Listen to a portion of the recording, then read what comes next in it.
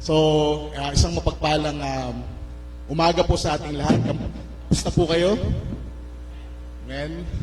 Sa Infanta po ang sagot namin dyan, mas mabuti kaysa dati. Amen. So, kamusta po kayo? Amen. O, hindi ko po inilipat yung Infanta dito.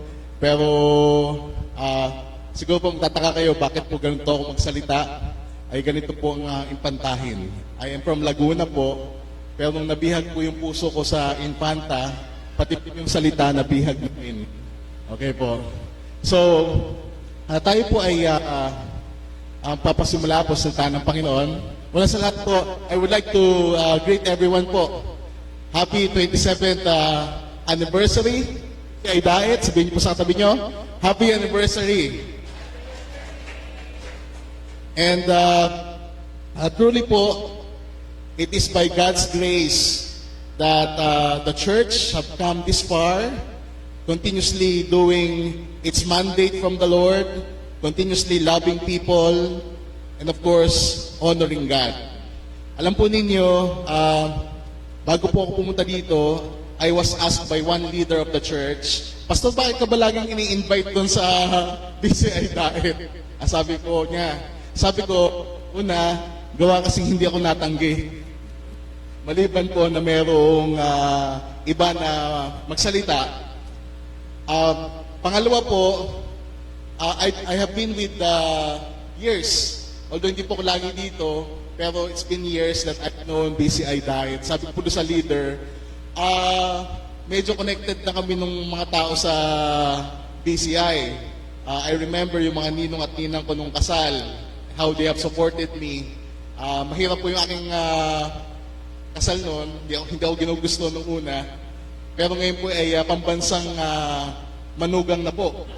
Salamat po sa mga ninong at ninang ko po from Daet na kasama ko. And I have seen how the Lord worked in this church. And thirdly po, the most important thing po that reason why I am here is because of the grace of God. The grace of God. Tatlong bagay po yung naalala ko pong terminolohiya when I hear and see the word grace. Ang sabi po ng salita ng Panginoon, tayo pong lahat ay hindi po karapat-dapat sa Diyos. Why? Because we have fallen short of God's glory. Tayo ay hindi nakaabot sa kalwalhatian ng Diyos. Kung kaya sabi po ng Biblia, unang salita po, justice. Sabihin niyo po, justice. Ang hustisya po ng Diyos ay ibinibigay po yung nararapat sa atin. Ano po ang nararapat po sa pagiging fallen short because of our sin? Ang sabi po ng Bible, kamatayan. Pero alam po ninyo, the second word that I recall is the word mercy. Sabihin niyo po, mercy. Meron po ba ditong pangalan na mercy? Opo. So, ang ibig sabihin po ng mercy ay withholding what is due to us. Kung ang Diyos po ay justisya at ang nararapat po sa atin ay ang kaparusahan dahil po sa ating kasalanan, hindi po kaagad ibinabagsak ng Diyos ang kanyang pagpaparusa dahil siya po ay nahahabag sa atin. Sabihin mo sa katabi mo, nahahabag ang Diyos sa iyo. Sabihin mo, sa akin din naman. Yan. At pangatlo po, yung salitang grace. Na po, ang pagkakaloob po sa atin ng Diyos, kahit po hindi tayo karapat-dapat. Ang pagkakaloob ng bagay na hindi nararapat sa atin. Bakit po? Ibinigay po ng Diyos ang kanyang bugtong na anak upang tayo po, bagamat makasalanan, ay maranasan ang pag-ibig ng Diyos na siya po mismo ang umako kabayaran ng ating kasalanan. At dahil po doon, marami po tayong mga bagay na tinamasa kahit hindi po tayo karapat-dapat. So, hindi po ako nakatayo dito dahil ako po inaanak ni Ninang Mensi, ni Pastor, or for anything else, but it is because of God's grace that I stand here. Now, to continue on po, tayo pong lahat po ay tumayo at sandali po natin basahin po ang pinaka-theme verse po ninyo for your anniversary. Kindly move po. Ang sabi po doon, basahin po natin sabay-sabay. He heals the brokenhearted and binds up their wounds. From Psalm 147, verse 3. Tayo po ay sumandaling manalangin. Amang Diyos na makapangyarihan sa lahat, we glorify you, we honor you. All glory belongs to you because you are so loving, you are gracious. Though we do not deserve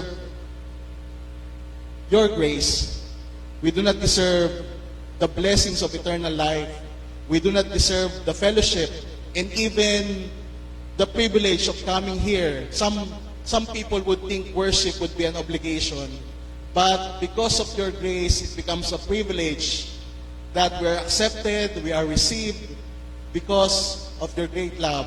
And thank you, Father, because of that grace, I have this opportunity to be an instrument of your word.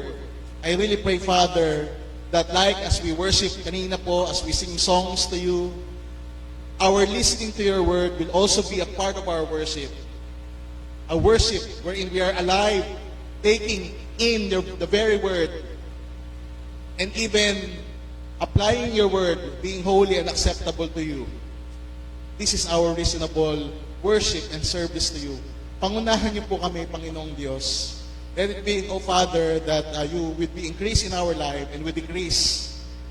And let your Holy Spirit move with our spirit. So, sa lahat po ng aming pag-aaralan, aming tutukuyin mula sa inyong mga salita, kami po ay mapagpala, kami po ay magkaroon ng kaunawaan, at lalo po namin kayo mapaglingkuran sa aming mga buhay.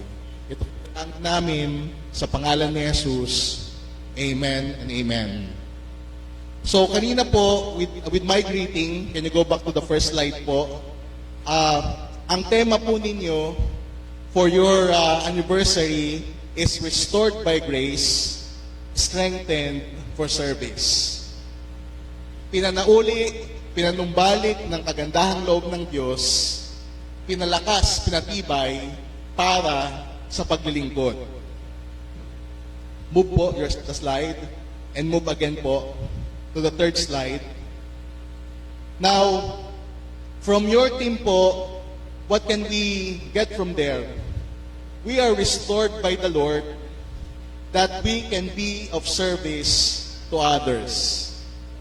We are restored by the Lord that we can be a service to others. At times po, we feel we are undeserving of God.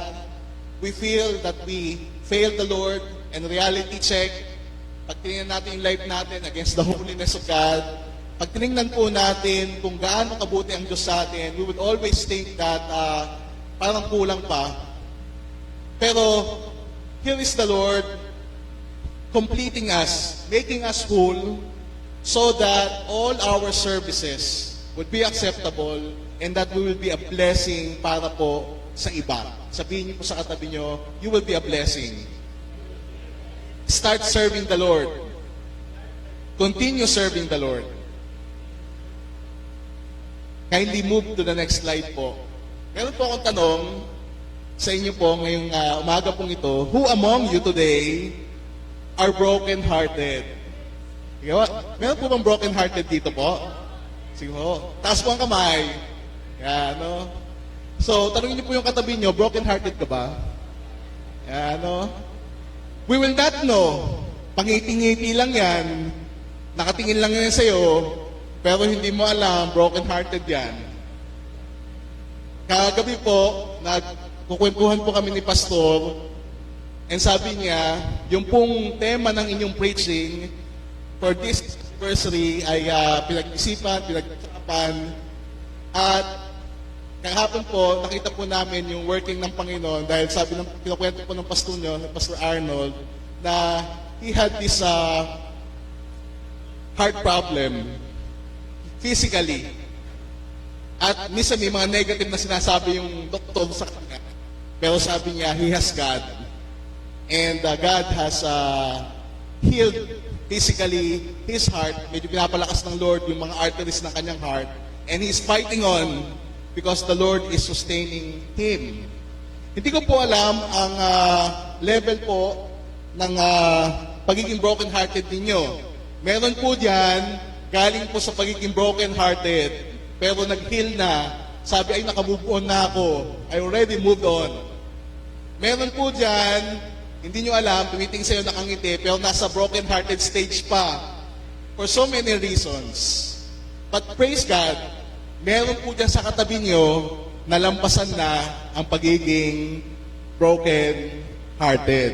Itap nyo nga po yung katabi nyo, sabihin nyo, congratulations, if you have passed that broken-heartedness stage of your life. Now, in our text po this morning, move to the next slide po. In Psalms 147 verse 3, sabi po doon, He heals the broken-hearted. Alam niyo po, nausuhan po ako ng AI. Yung akin pong presentation ay AI. Napakadali po kung sa computer language po, kailangan mo po mag-program para lumabas po yun. Sa AI po, bibigay mo lang yung premise, bibigay mo information, gagawin po niya. Bibigyan ka na niya ng background, tapos po, i-check mo lang kung tama yun na nakalagay doon. Ulitin mo ulit pagka mayroon kang hindi nagugustuhan. And so, ang Old Testament po is written originally po in the Hebrew language, yung salita po ng mga Israelita. And there are copies of the original Hebrew Bible, Biblia Hebraica. At yung salita pong broken-hearted ay literally po is Lishborelep. Ano po? Tama, hindi ko alam kung tama yung pronunciation ko. While I was reviewing this and researching, pinakinggan ko po paano sinasabi. Ang sabi daw ay Lishborelep. Ano po? Ang ibig sabihin po, the broken ones of heart. Those whose hearts are broken. Yung pong mga tao na kung saan ang kanilang puso po ay wasak. Ang kanilang puso po ay durog. At ang sinasabi po nung meaning po nung Lishborelep ay ito po ang mga tao na kung saan po ay malalim po ang kanilang pagkakasugat sa kaloob-looban po ng kanilang pagkatao. Now, the Bible speaks of the heart not as the physical heart that pumps po, but it speaks of something in your soul, at the middle of your soul, at the middle of your being. At ito po, yung mismong ikaw, kung nakikinig ka sa akin ngayon, nauunawaan mo yung sinasabi ko with the Spirit of God, your soul, your heart, that's the one who is understanding and hearing me right now. And it is the one who is processing. It is not your brain, hormones. It is not yung synapses of your brain. But it is the soul, your heart. Kung kaya po, pagka po merong nasasaktan, hindi po lang nasaktan ka sa laman, nasaktan ka sa emosyon, pero lumalalim po ito hanggang sa ikalaliman ng iyong pagkatao, kung sino ka man. At nagkakaroon po ito dahil po sa mga sakit, sa mga disappointments, at ganun din po sa mga pagkawala, at even sa sobrang pagdadalamhati. Sino na po dito ang nakaranas po ng pagdadalamhati? Diba, sabi ko sa inyo hindi ko po alam kung anong level na ng inyong brokenheartedness Pero kung kayo po ay nakalagpas na, amen. But the Bible is saying, this is a crushed heart. This refers to the people who are spiritually, emotionally, physically crushed at nalulunod po kung ano man po nagbibigay po ng pagkawasak sa kanilang mga puso. Now the question is, in this verse, at malinaw naman po, klaro po in Psalm 143, Psalm 147 verse 3, ang tanong po, next slide po, what is God doing with the broken-hearted? Anong ginagawa ng Diyos? At ano pong meron pagka po ang isang tao po ay broken-hearted? Anong ginagawa ng Diyos? Makikita po natin, next slide, in the verse, God heals. Sabihin niyo po, God heals. Ang Diyos po ay nagpapagaling. Next slide. If you go to the original word po, ang sabi po din, ofa, sabi pa, ofa, hindi po upa ha. Sa Korean, ofa, po. With the root papa, ang ibig sabihin po nun ay to heal, gamutin, restore, panumbalikin, make whole, gawing buo, muli, to cure, gamutin. Now, sino po dito ang pumunta po sa doktor at binigyan po siya ng gamot, pero after po siyang bigyan ng gamot, ay hindi pa rin po nag-work yung gamot na binigay sa kanya. Now, ofre does not refer to this kind of healing. When God heals, He heals completely. Sabihin niyo po, God heals completely. Kaya po, alala ko lang po, no, just a side illustration po, mga kapatid. If you are physically sick, minsan daw po, inuunang pumunta sa albularyo. O kaya naman, pumunta sa doktor. Whichever, pag hindi gumaling sa doktor, pumunta sa albularyo. Pagka hindi gumaling sa albularyo, pupunta sa doktor. Why? Because healing is not complete. There's no really healing. Pero you know what? There are testimonies po of believers. Meron po doon sa the church. We have, malapit na rin po siya mag-senior.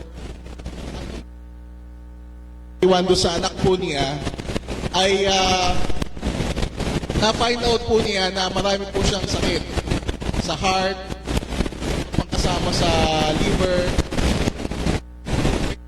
turing, at marami pong pinapainom po sa kanyang gamot. Pero ang patotoo niya po, isang prayer meeting is that bago po siya umuwi sa Pilipinas, galing siya sa bakasyon, sabi niya, Panginoon, ikaw lang po ang hinahamon ko.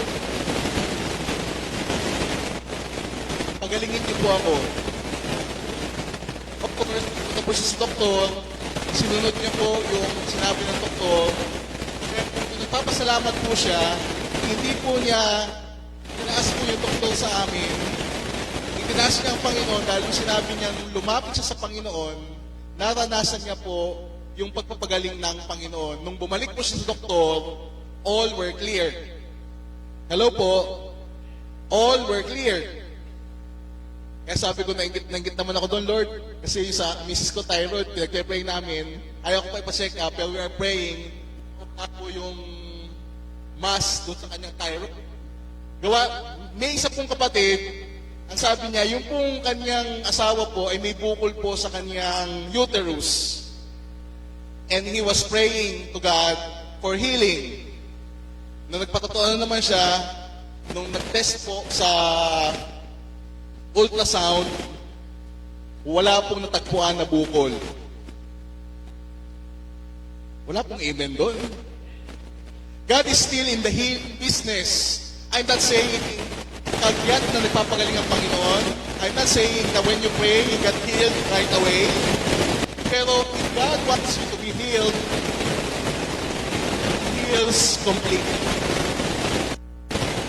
Yun po yung ibig sabihin ng pagpapagaling ng Panginoon mula po sa isang puso po na wasak. So, such that when your heart is really broken, He mends it to become whole. And it is a complete healing. Alam po ninyo, move to the next slide. God does not reject broken people. Ang tingin po ng iba is that when you are broken, you are weak. Minsan po, ang hirap aminin na meron kang sakit. Minsan, ang hirap aminin na meron kang kasalanan na pinaglalabanan. Minsan, ang hirap aminin na na-offend ka. Minsan, ang hirap aminin yung mo ng pagdadalamhati dahil sa isang pagkawala ng kalungkutan. The world would see it something like a weakness. So, some would show it like, parang, natanggal lang ng alikabok. Pero, alam po ninyo, God does not reject people who have this brokenness of heart. Hindi po niya tinataboy itong mga taong ito. But instead, God draws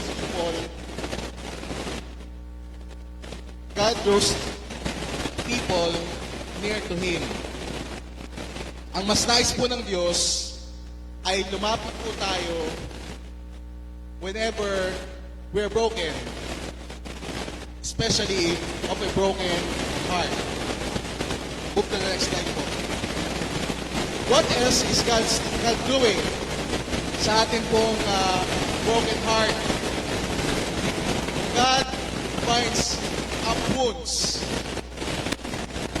Sa Tagalog po, binebendahan ng Diyos ang ating mga sugat. Binebendahan ng Diyos ang ating mga sugat. Move to the next slide po. In the original Hebrew word po for binds up, ang sabi po doon ay mehabesh. Sabihin niyo po, mehabesh. Hindi po beshi ha. Beshi. May besh. Mehabesh. It comes from po, habash, meaning binds up, tinatali. Sino po dito ang nakakita na po ng nabalian, nilalagyan ng splint, na po, tapos nag-bend po, para po hindi tuluyang, halimbawa po lumabas yung buto, pagkagrabe po yung pagkabali. It means, dressing a wound, pagka po may sugat, nililinis po, tapos binabandage dyan, meaning treating a wound. I remember my wife po, gawa po yung aking asawa po ay nurse, nakaka-relate po yung mga nurse dito. Hindi po siya takot po sa sugat. Po yung naka-station po sa emergency room, doon po sa Impanta, marami pong road crash sa motor. At naranasan niya po maglinis, magtahi. Dapat doktor yun, pero siya, and then bebendahan niya po. Tatakpan po niya yung sugat. Can you imagine that when you have a wound, when your heart, the inner man is crushed, hindi lang po hinihil ng Lord yung inner wound, since it would take up a process of healing, hindi niya po hinahayaan na lalo pang masugatan, binebendahan niya, tinatakpan niya, so that it would have a continuous healing. It would be a continuous healing. Now, thank you, Pastor. What does it mean po of the bandage?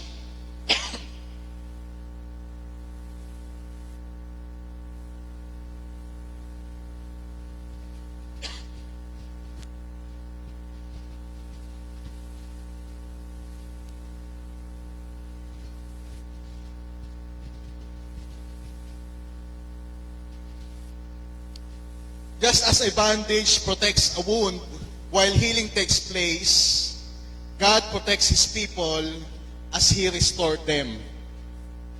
Pinapagaling po ng Diyos, kino-cover ng Diyos yung tao habang siya po ay pinapagaling. Anong ibig sabihin po nun? Ang Diyos po baga ay nakaldistansya at magmamagic siya, magaling ka na, it would take His personal touch.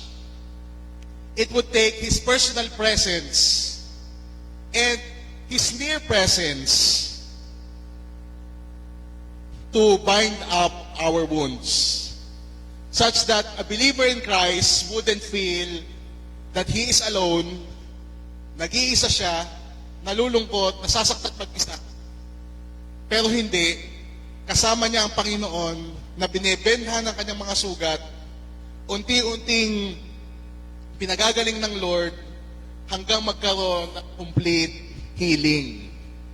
So, these are the two things in the verse that God does to believers. Number one is He heals. And number two, He binds up the wounds. Kanya pong binebendahan ang mga sugat at lalo na po ang pagkawasak ng puso. Now, we'll move to the next slide po. Marami pong mga Bible commentators believe that the context po of the verse is of the Israelites. In Psalm 147 verse 2, ang sabi po doon, the Lord builds up Jerusalem, He gathers the outcasts of Israel. So, sabi po ng mga Bible commentators is that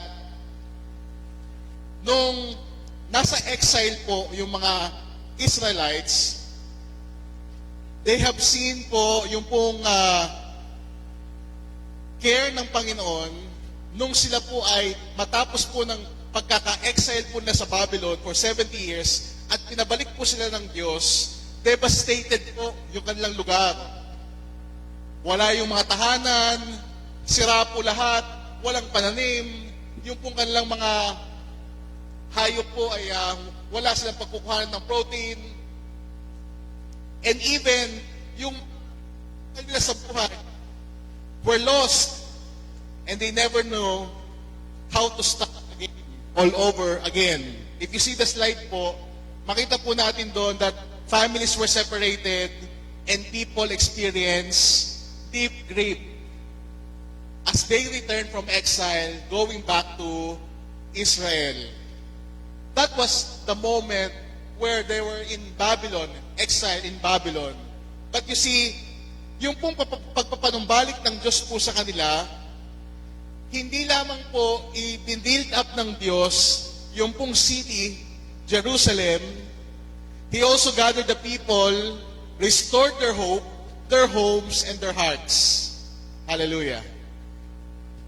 Kung isipin natin po yun, if we put that in our terms, halimbawa, wala po sa inyo na property, nalugi ka, pero God would heal you, hindi lang binabalik ng Diyos yung property, He also brings back the hope that you have.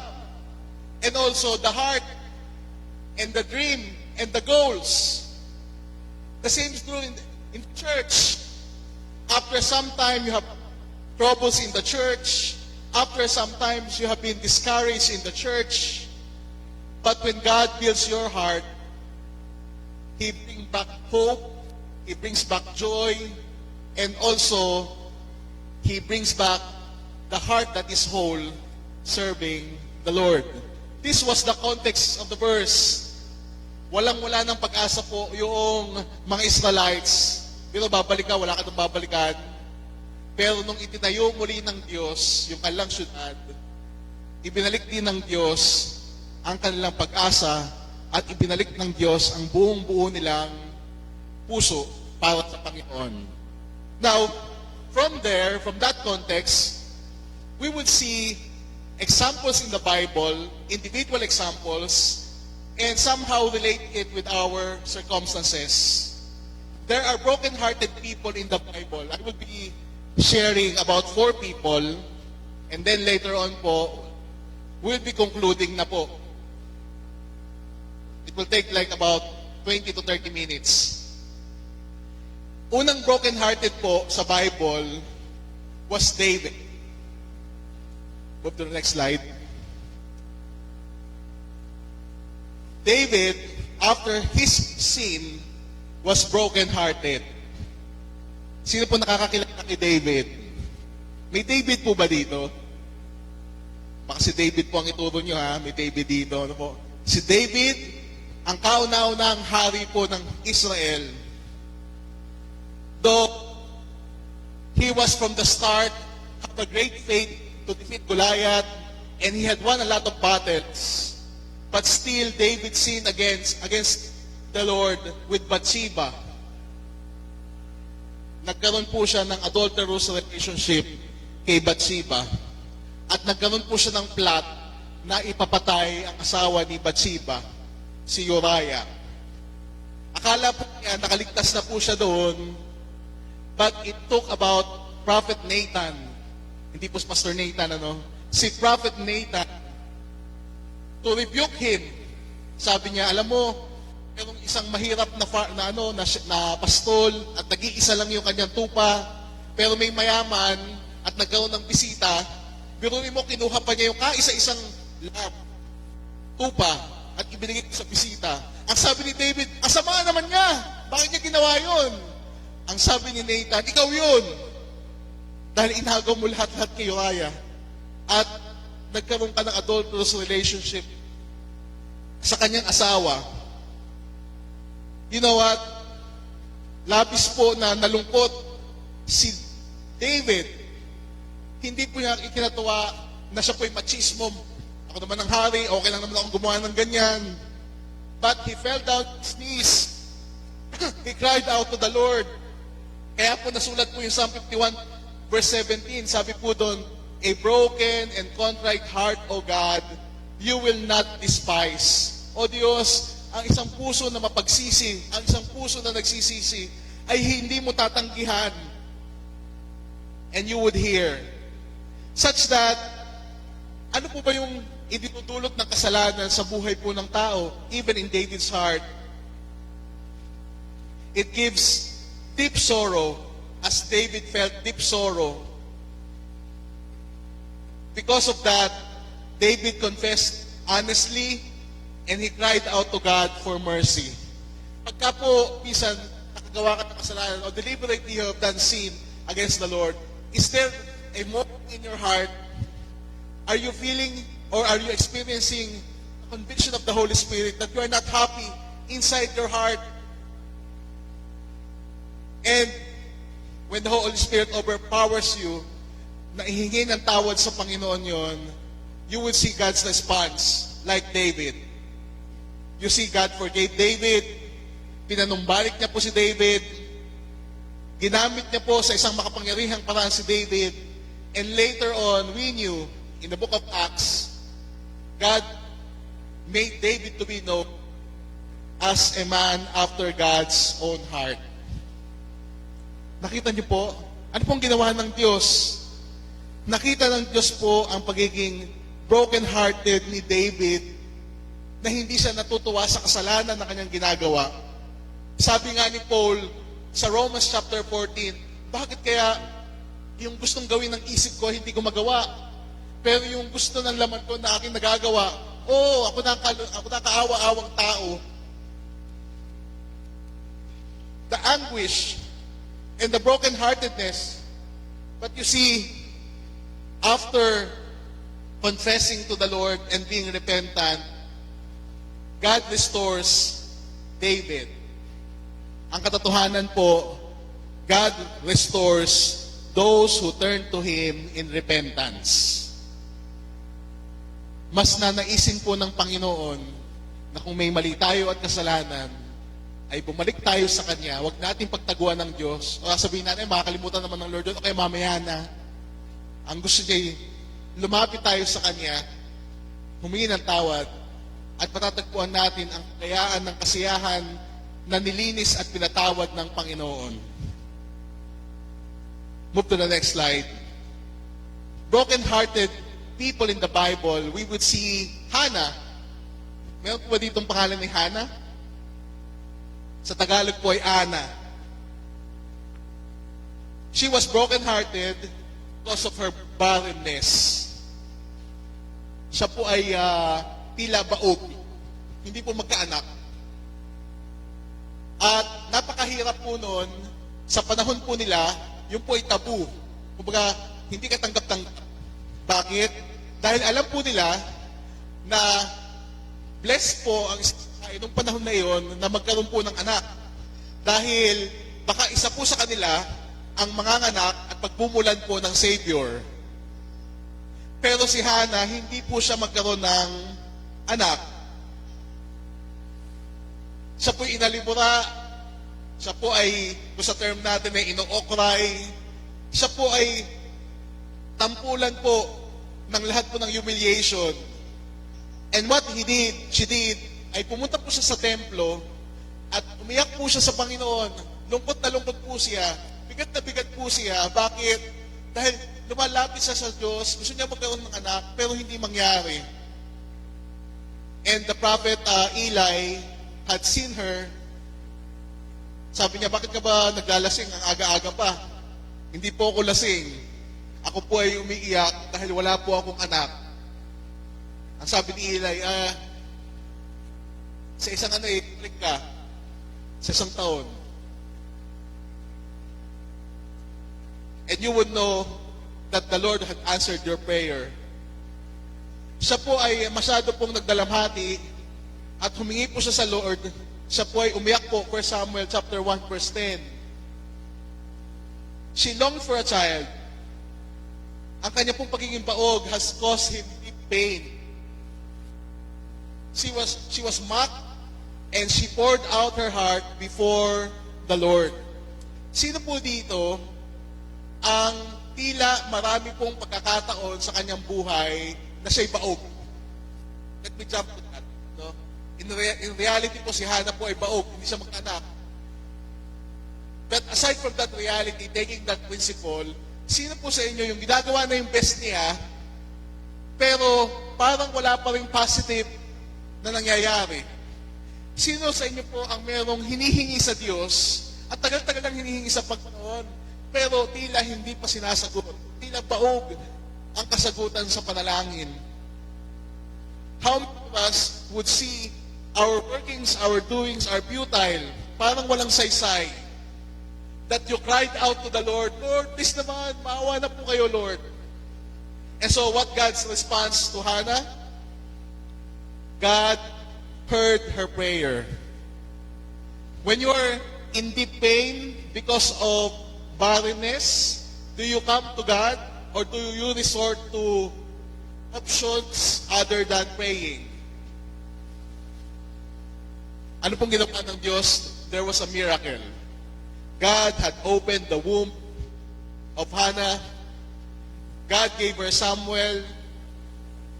That is why the Lord has turned Hannah's sorrow from sorrow into joy and praise. Makita po natin how the Lord heals and binds up. The Lord hears the cries of the brokenhearted and He turns sorrow into joy. This time, until the evening, you are sad, you are depressed, you do not know when the Lord will answer your prayer. But tomorrow, when God answers, He gives you joy after a night of sorrow. Move to the next slide po. We will talk about Naomi. Broken-hearted people in the Bible. Si Naomi po in the book of Ruth. Ano po nangyari po sa kanya? Pag-alis po ni Naomi sa Bethlehem po, siya po'y tuwan-tuwa, may kagalakan po siya. Pero nung bumalik na po siya, kasi po from a distant place, bumalik po siya sa lugar po niya sa Bethlehem, famine po took her husband, so namatay po yung asawa po niya, and later on, yung dalawa po niyang anak, namatay din. So, she was left with nothing but grief. Ayoko pong tanungin, no? Ayoko tanungin in the sense na sasagot po kayo.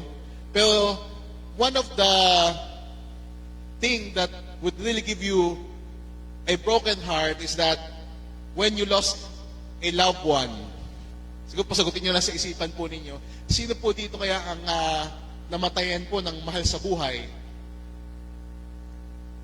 Although, there are verses in the Bible that would say, kung magdadalamhati tayo in 1 Thessalonians chapter 4, huwag tayong magdalamhati tulad ng nasa sanlibutan.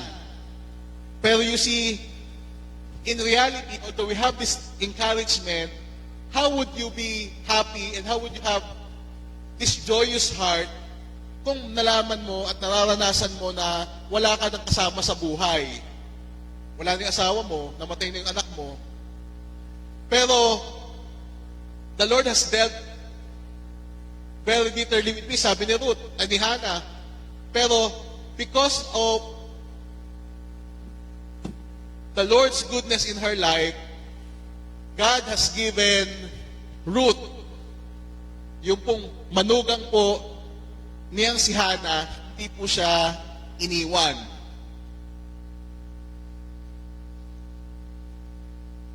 Nung siya po ay nag-iisa, siya po ay tumatangis, siya po ay bitter. Wala na po siya pag-asa. And he wanted to return to Bethlehem. The Lord has seen his pain. Nakita po ng Diyos yung sakit na nararamdaman po niya. There was, I think, a verse in the Bible po. Meron pong isang hari, ang pangalan po si Haring Hezekiah. At si Hezekiah po ay malapit ng mamatay. Nanalangin po siya sa Panginoon. Ang sabi po ng verse, nakita ng Diyos ang kanyang mga luha. O nakita ang kanyang luha. It is such a word that means the Lord sees our pain. Na kanina, tinatanong ko kayo, sino ba dito ang broken-hearted? Siyempre, walang umaamin. Nakangiti kayo kanina. O kaya naman poker face. Hindi mo alam kung ano ba yan, masaya ba yan, galit ba yan, o ano. Pero deep inside your heart, the Lord hears your cries. The Lord is seeing your pain. Like as how He saw the pain in Naomi's heart, being alone, left alone. But you know what? After the Lord has given Ruth to her, God restores Naomi's hope. At later on po, si Naomi po, although hindi po siya, si Naomi po, through Ruth, has become part of God's great story. Yung pong lineage po ni Jesus Christ, ay galing po kay Naomi, Ruth and Boaz, na nag-asawa po sila. Paano po hinihil ng Lord at binabind up po yung broken heart? God restores what is lost and writes a new story sa buhay po natin. Even in the church, may nawawala, may nasisira, alam mo, may gamit na nawala, nagkaroon ka ng problema. God would be giving a great hope, and God is rewriting another story that gives hope to the church, to individual people who cries out to the Lord. Panghuling slide na po, pero hindi pa ako tapos. Sino po yan? Kilala niyo po kaya yan? The broken-hearted people in the Bible po, Job in his suffering. Ano po nangyari po dito? Job lost everything in a day. His children. Ang masaklap po doon, hindi po nangyari gradually. Sa isang araw po, nawala po lahat sa kanya. Yung mga anak niya, yung kanyang properties, lahat po. Ang natira lang po, na meron po siya, ay meron siyang mga boils. Piksa, bukol. Sa buong katawan niya, maliban lamang po sa palad at sa ilalim ng paa. He suffered severely and he cried deeply po in agony and confusion. Kaya po, matutunan po natin dito ang isang bagay when God gives us and allows certain brokenheartedness in our lives. He breaks us in order to realize this one thing. Ang sabi po ni Job, sa Job chapter 1 verse 21, the Lord gives and the Lord takes away. May the name of the Lord be praised. Magpapasalamat lang po ba tayo at magpupuri lang tayo sa Diyos pag lahat lang ba ng bagay na nangyayari sa buhay natin ay maganda? Hallelujah! Answered prayer ako. Lagi ko aattend ng church. Kaso meron kang panalangin na hindi sinasagot. Tapos may panalangin ka na yung kabaliktaran ng sinagot, hindi yung gusto mo. Ang sabi ni Job, ang Diyos ang nagbibigay, ang Diyos ang nag-aalis. Sa lahat ng ito, purihin ang pangalan ng Diyos. Ano po yung puso ni Job? Na-experience po ni Job ang problema po na unimaginable. Di ba po, kung iisipin ninyo, ang sa Tagalog po, sa Pilipino tawag nagpatong-patong na ang problema, parang napagsluban ng langit. Bakit? One after another, mayroon siyang problema. Namatay yung kanyang anak, nawala yung kanyang mga property, and nagtapo sa kanya yung kanyang asawa at nagdadag sa kanya. Kasama po doon yung physical pain. Kasama po doon yung rejected siya ng asawa niya. Kasama po doon, because of that, he questioned God. At siya po ay nanaghoy. He lamented. Pero hindi po siya nag-give up sa Panginoon. Kaya mga kapatid, tapigin niyo po. Tapigin niyo po. Hindi pa tapos. Don't give up. Don't give up in life. Do not give up in faith. Do not give up on serving the Lord. Never give up. As God's response, the Lord listens to Job. Alin po sa, yung pong buong aklat po ng Job, may pag-uusap po ang Diyos at si Job. But the Lord listens. Alam niyo po sabi ng anak ko, minsan, pinapakit ko na doon sa kwarto niya, sa kwarto namin, lakad na, susunod na kami ng mami. Ayoko. Maliit pa siya, 5 years old. Lakad na. Ayoko, wala akong kasama. Sabi niya, sabi ko, kasama mo si God. Kasama mo si God. Kasama mo si Jesus. Sabi niya, hindi ko naman nakikita. Hindi ko nakikita, wala si Jesus. Hindi ko nakikita. Sabi niya, anak, hindi mo nga nakikita si Jesus, pero nakikita ka niya. He sees you. Even though we don't see God listening to our prayers, even though we don't see God doing things right away, He is there. He is there, mga kapatid. Sabi mo sa katabi mo, nandito ang Diyos. Kasama natin ang Diyos. At patuloy na ipinapakita ng Diyos yung kanyang kadakilaan. Nung minsan nagtatanong na po si Job, ang sabi niya, ano ba to? Ako naman tapat. Pero bakit nangyayari lahat sa akin to?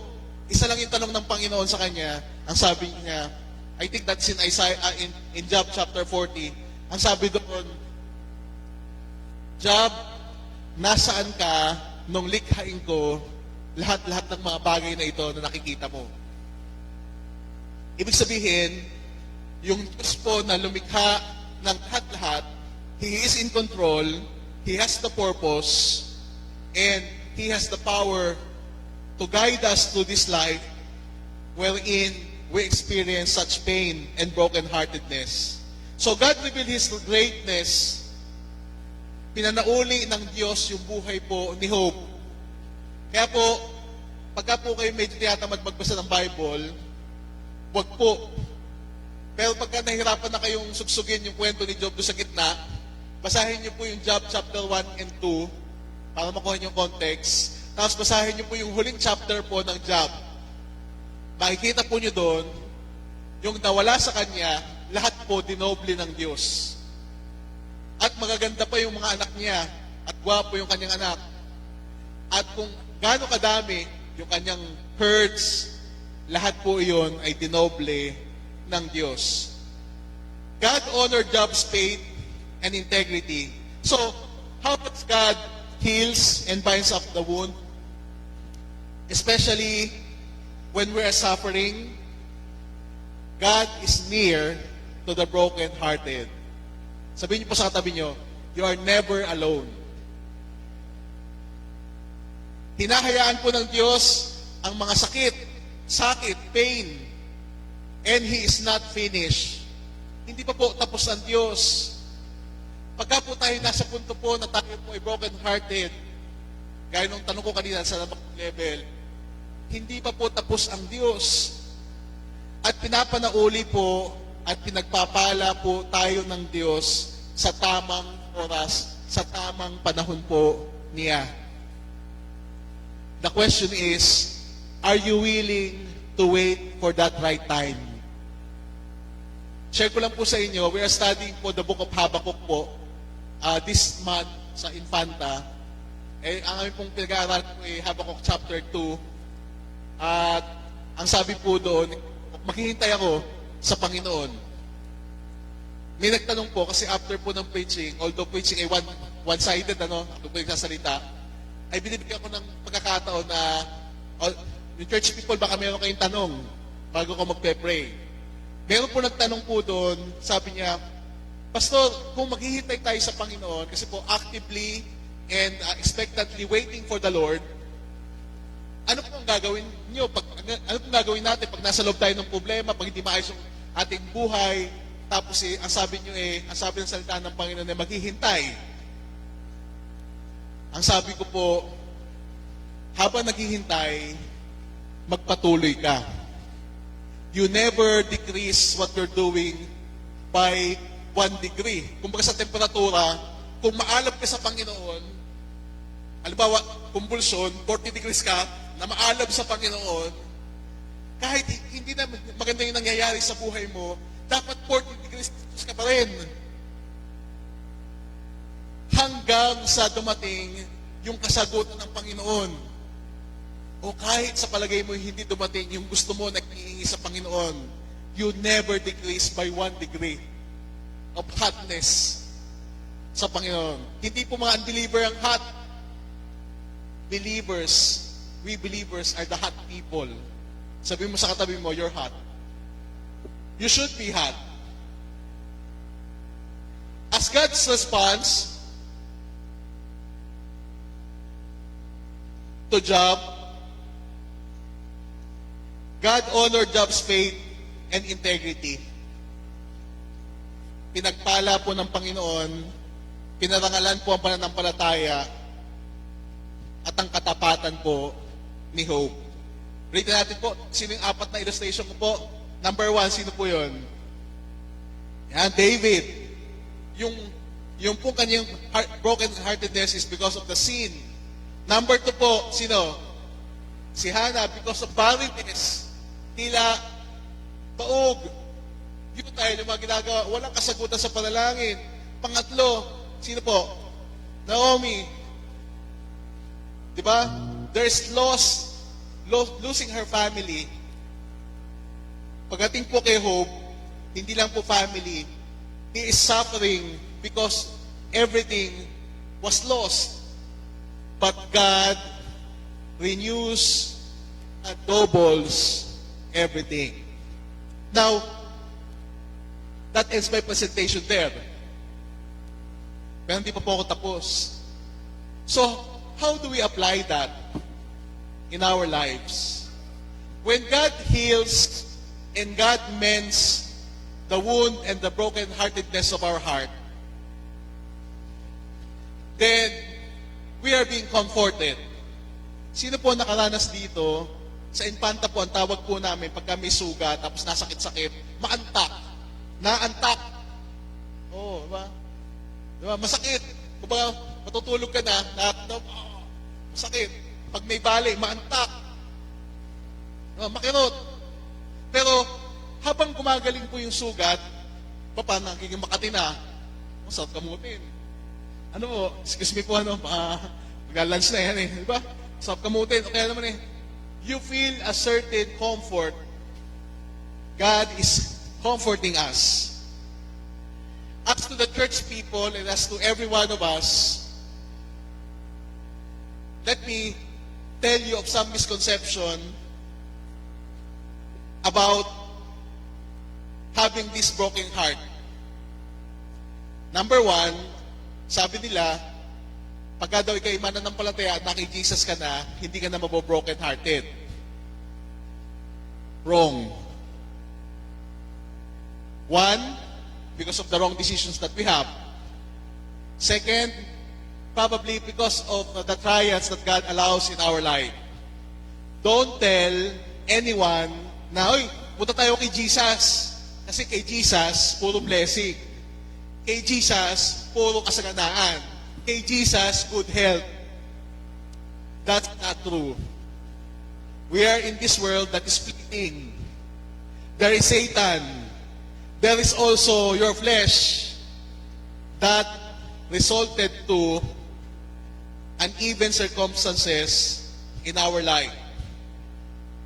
Second misconception, pag ikaw nanalangin sa Lord, may problema ka, masakit yung puso mo, masakit yung nararamdaman mo, kaagad na pinapawi ng Lord. Pinagagaling ka niya kaagad. It may be true, it may be yes, it may be no. For some, depending on the faith and the experience, but it doesn't really mean there is a quick solution, a quick remedy, a quick dose of medicine for all our pain. And pain usually takes process to heal. And God is with you along the process of that healing. Such that, thirdly, when you are healed, it is something for you to brag about personally. Alam mo, because of my faith, I prayed to the Lord and He answered me. Napakatapat ko sa Panginoon. Kaya, pagka may problema, ang dali kagad nawawala yung problema ko. No. How do we answer that?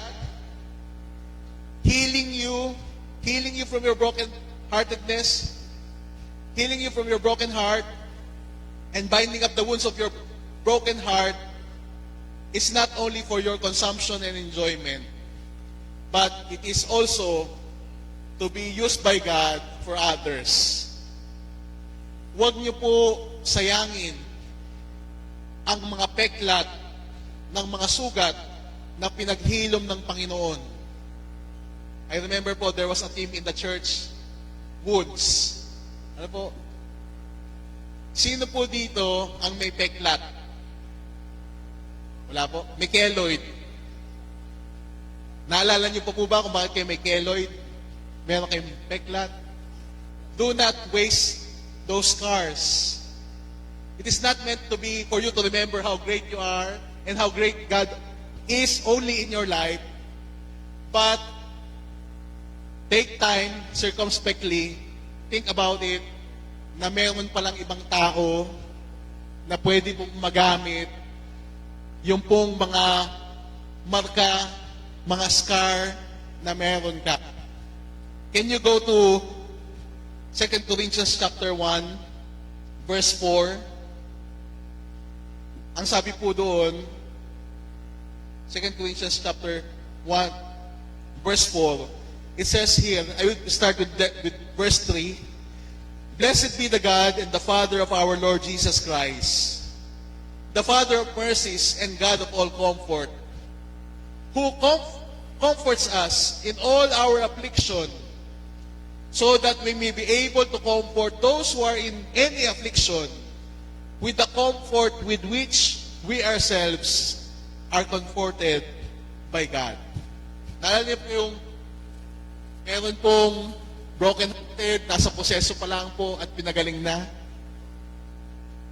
Yung pinagaling na po, at lahanin nyo yung kasarapan ng pakiramdam at saan na pinagaling na kayo ng Panginoon. Bakit? Dahil yung kaaliwan, yung comfort na iyon, ay magagamit mo para sa iba. Alam niyo po, I can only inspire, encourage you by the power of the Word of God. Pero, human as we are, in reality, in Christians, number one, we do not only sympathize with people. Ay, nakakaawa naman. May problema siya. Ang tamang term po doon ay empathize. ilagay mo yung sarili mo sa paanan o sa karanasan nung tinutulungan mo. Kahit hindi mo karanasan yun, okay po yun. Pero alam po ba ninyo, minsan nahiya tayo at tinatago natin yung nakaraan natin na tayo naging broken. Yung pala, yung ginamit ng Diyos doon para tayo pagalingin at bigyan ng kaaliwan, tayo mismo ang gagamitin ng Panginoon para doon sa mayroon ding karanasan na ganoon. Excuse me lang po, I have to mention a church. Although pare-pareho naman Panginoon ng ating gino-glorify. I just remembered po, may pastor po, hindi ko nasabihin po yung church.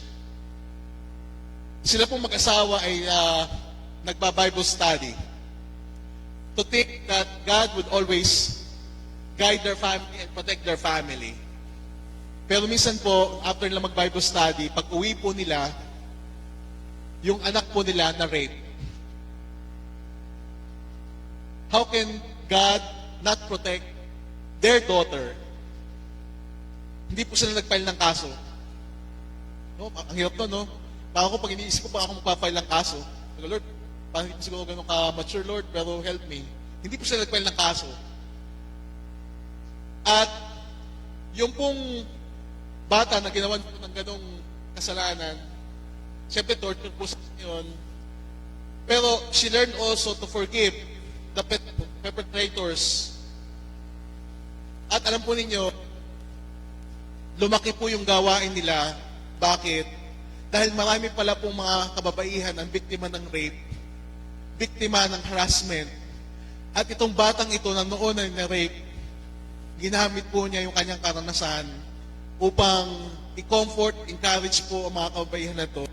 And so, it becomes a ministry in their church.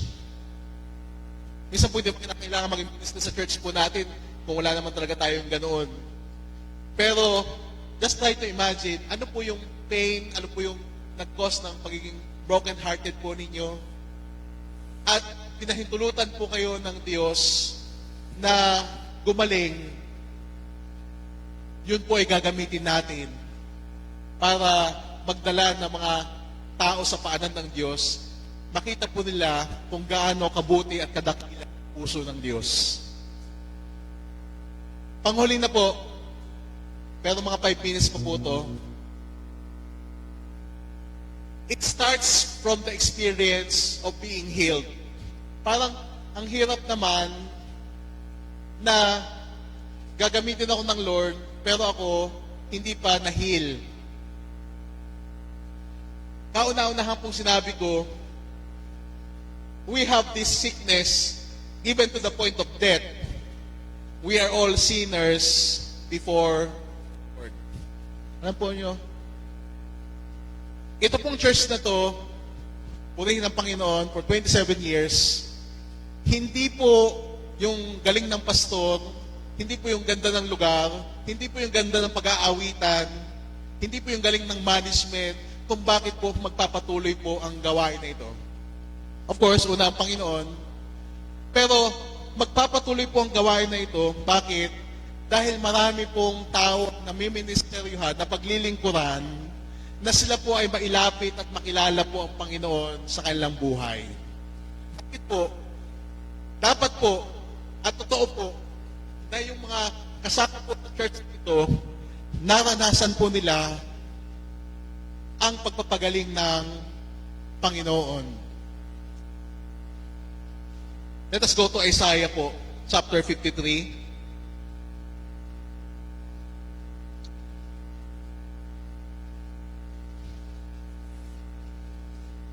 I will be reading po on verse 5. But he was pierced for our transgressions, he was crushed for our iniquities. Upon him was the chastisement that brought us peace, and with his wounds we are healed. Wala pong sugat ang Diyos, kailanman hindi po nagkasugat ang Diyos. He is an omnipotent God. But when He came here sa mundo pong ito, He took the form of man. Not just to experience your pain, not just to lead an example, pero nung napunta po si Jesus dito, sa kanya pong sariling katawan, inako po niya ang sakit, inako niya po ang kasiraan at kawakasan po ng ating kawasakan ng ating pong kaluluwa, ang kasalanan ng ating pong buhay, at dinala niya po iyon sa ibabaw ng krus. Anong ibig sabihin po? Napakaganda na po ng buhay mo sa mundong ito. Sabi ng Bible, nasa iyo na lahat. Pero wala si Kristo sa buhay mo, dahil sa pagkakasala, lahat ay walang kabuluhan. Pero dahil si Kristo, sa kanyang pagmamahal, inako niya yung kasalanan mo, kasalanan ko, kasalanan natin. Napahirapan po siya doon sa krus ng Kalbaryo. In fact, namatay po siya dahil po sa ating mga kasalanan. Then, that gives healing to our soul. Yun po ang nagbigay po ng kagalingan sa pinakamalalim na sugat ng ating puso, na mismong ang Diyos na nagkatawang tao, ang Panginoong Hesukristo, siya na po ang nagbayad nung dapat ay kaparusahan natin upang tayo'y gumaling, bigyan tayo ng kaaliwan, pag-asa na siya'y makakasama po natin sa langit pagdating po ng takdang panahon. Ang sabi po sa 2 Peter,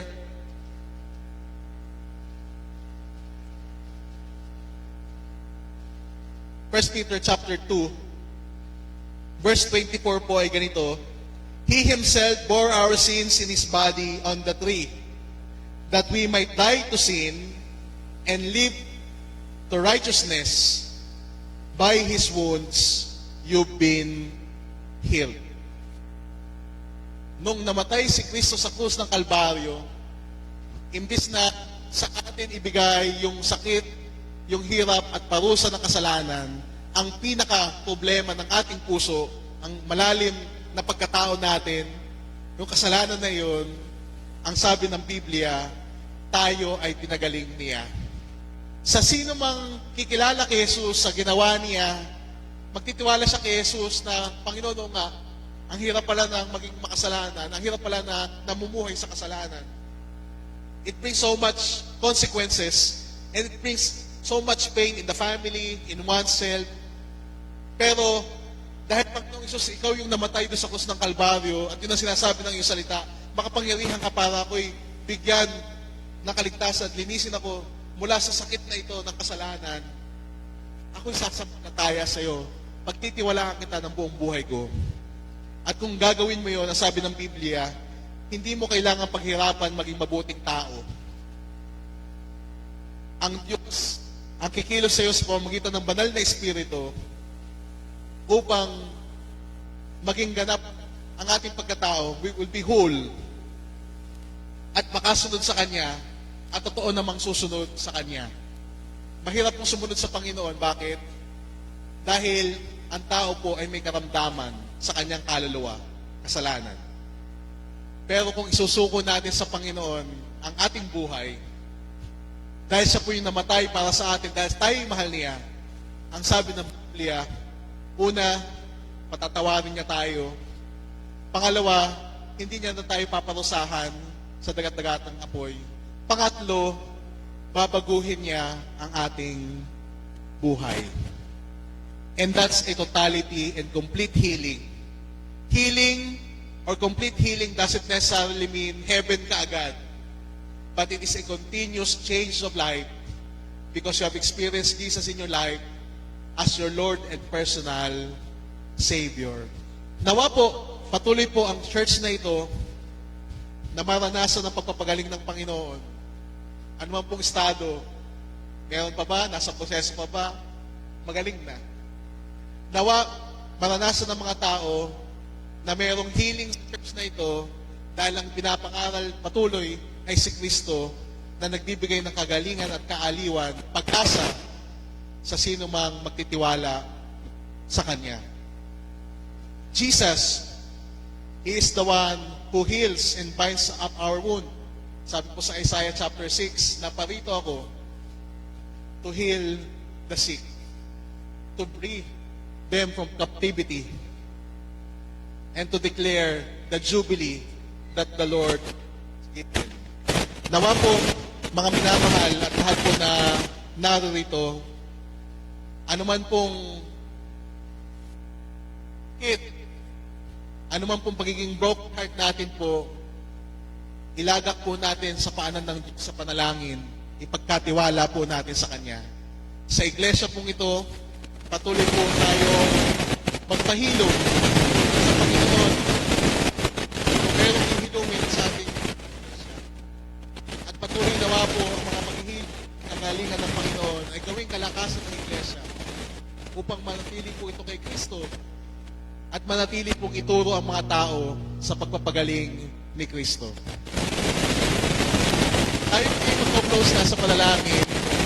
Pero baka may tanong po kayo, dalawang tanong po, or baka meron po kayong gustong i-share lang po patungkol po doon sa narinig niyo po na mensahe ngayong umaga. Pwede pong just relate po kayo, o kaya po kung may tanong po kayo, pwede niyo pong itanong sa biyaya ng Panginoon kung kaya ko po sagutin base sa mensahe, paglilinaw o tanong po talaga. Sasagutin ko po. Pag hindi po, chat ko na lang kayo. Meron pong tanong po, o meron pong gusto pong mag-share ng relate po niya doon po sa mensahe. Sabi po doon, restored by grace and strengthened for service.